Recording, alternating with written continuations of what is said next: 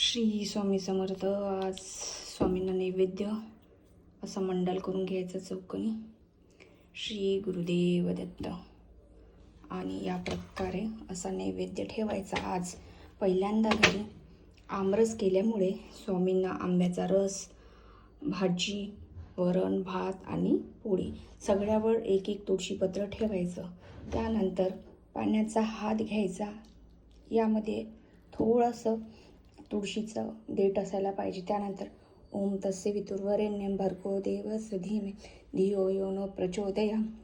प्राणाय स्वाहा, व्यानाय स्वाहा, अपमानाय स्वाहा, उदानाय स्वाहा, समानाय स्वाहा. श्री स्वामी समर्थ. नैवेद्य समर्पयामि. श्री स्वामी समर्थ म्हणत असा नैवेद्य अर्पण करायचा. आज बघा स्वामीला छान. स्वामी रोज आपल्याला नैवेद्य हे आपल्याकडून करून घेतात. रोज नैवेद्याची आठवण ही स्वामी स्वतः करून देतात. श्री स्वामी समर्थ. श्री स्वामी.